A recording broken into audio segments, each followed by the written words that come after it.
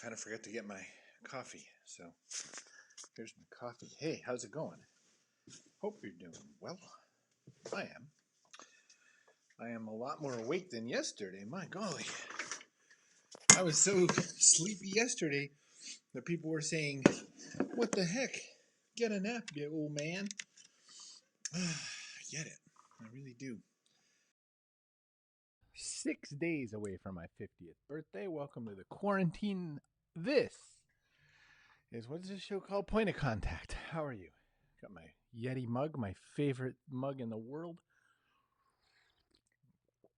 Get yours at cbrogan.me/Yeti mug.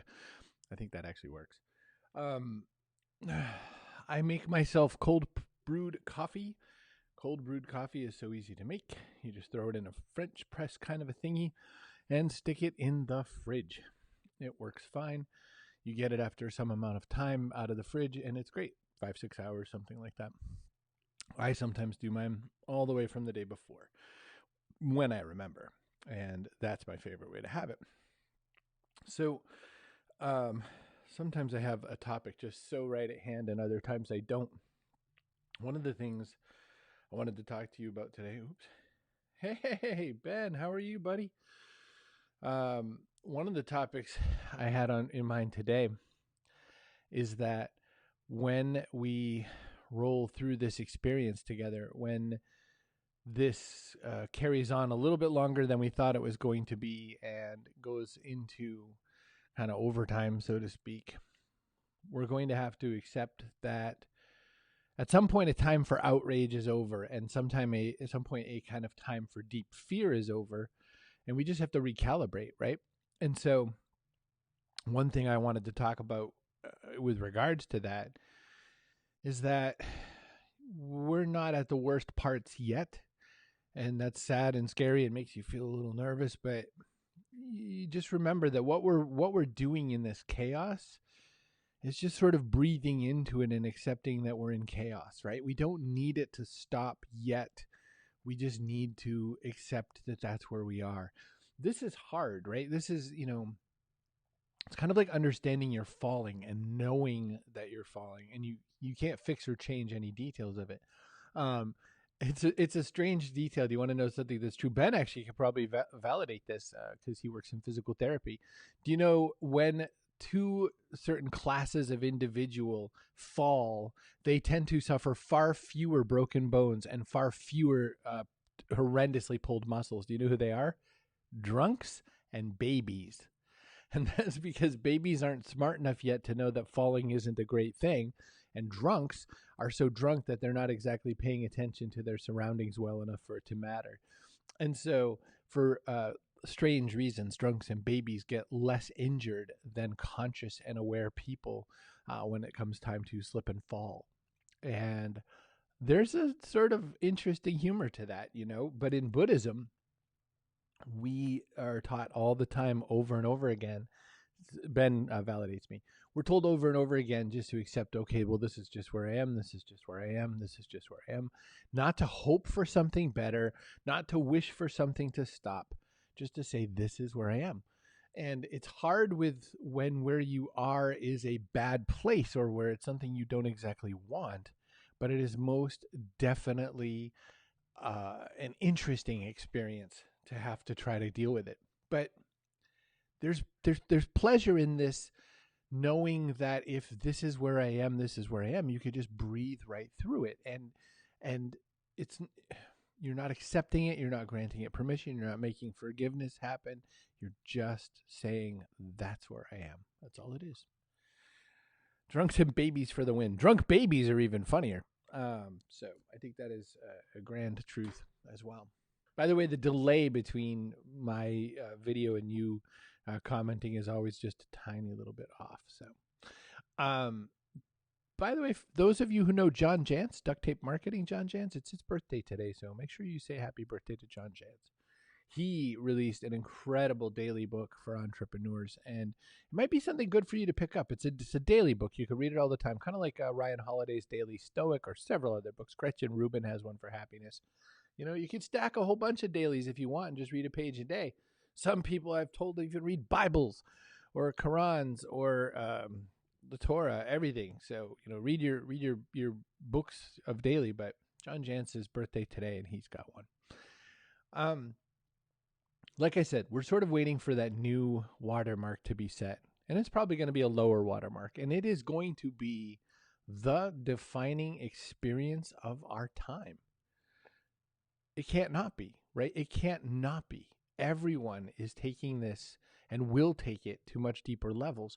And if it hasn't struck you personally yet, if it hasn't like gouged your finances or made a relative really ill or anything like that yet, just remember the numbers are still out there, still growing, still whatever. And again, it's not to make you feel bad or weird. It's to say at some point that's going to be normal for now.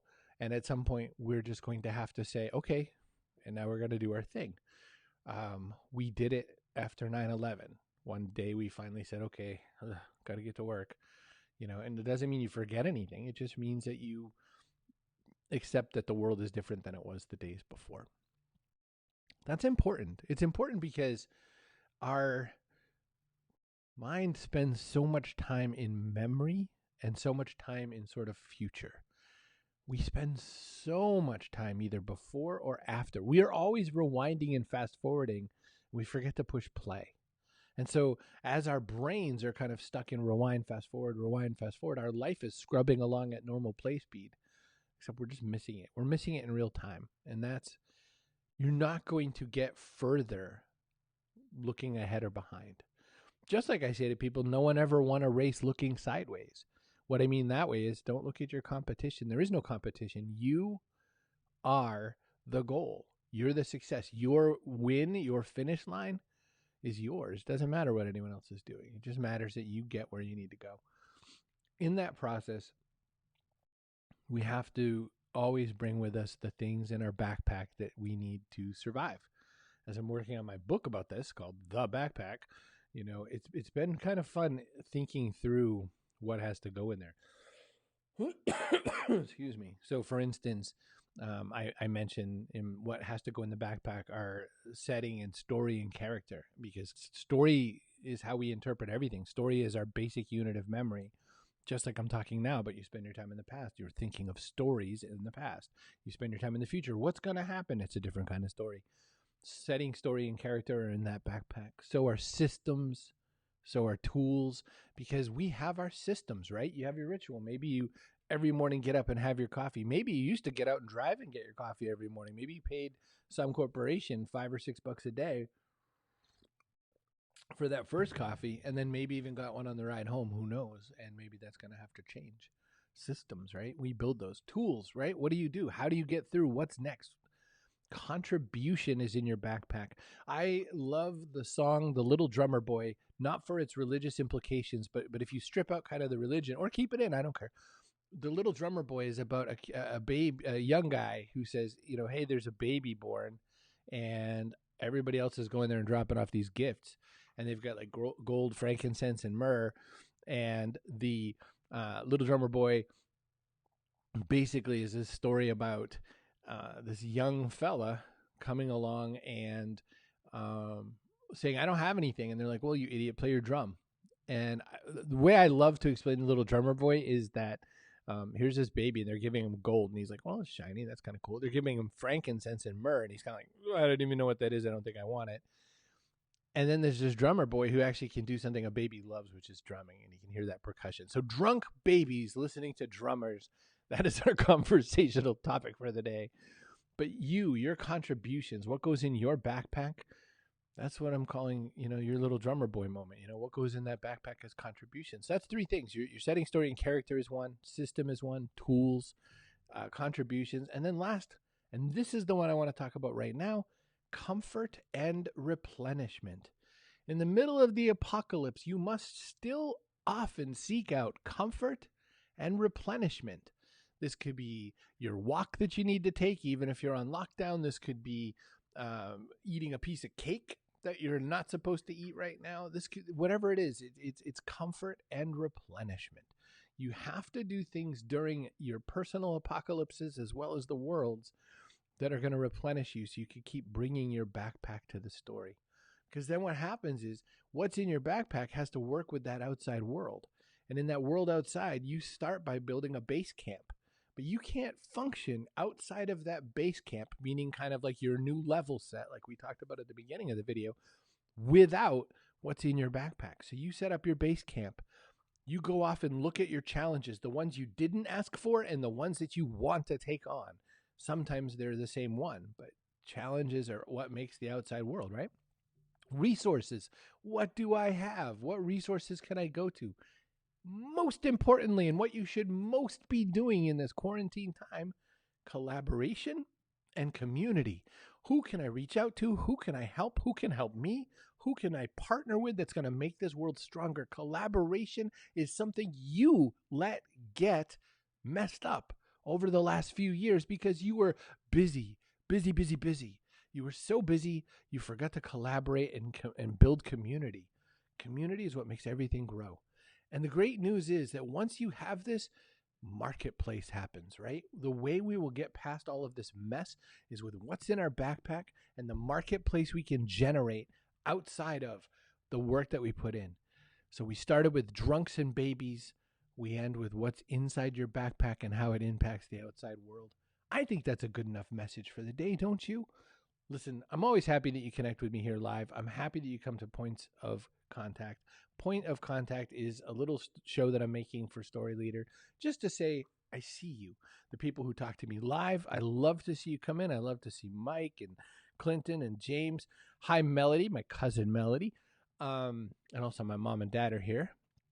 It's fun. It's fun to connect with people. We're all kind of stuck in a lot of the same boats. So why not connect and make sure that we are all here and alive and visible? I got to see what Mike is saying because I know, by the way, Mike and I agree on so many things. It's ridiculous. I reach out to one new person a day from my contact list that I haven't talked to for a while. Resources and replenishment. Yes, absolutely. It is amazing how a lot of us let that fall away. And I think that let's just all commit to it. Let's commit to connecting with the people that we serve. Let's connect to the people that we like. The people that we say, oh, I never talk to that person anymore. We'll talk to them. We have the great blessing of all this technology that lets us do this in quarantine. Use it. Use it. And when you're feeling down, share something funny. When you're feeling down, ask someone else if you can help them. The way to get out of feeling down is to stop looking at your belly button. It's to start looking around and say, what can I do right now? How can I be helpful? We love, as human beings, to be helpful. Mankind's greatest need is the need to feel wanted. It's the greatest need. I got that out of Stephen Covey's books in the 80s. I steal it all the time. No one remembers Covey anymore besides us anyway. Who's going to know? So anyway, let's get out of there. I've got to have the rest of this coffee in this delicious Yeti mug. You could buy your own. No, I'm just kidding. Thanks for coming by, Point of Contact, and I'm always glad to talk to you. And hi, Ann. I'm just leaving now, but I guess you could catch it in the after. Bye for now.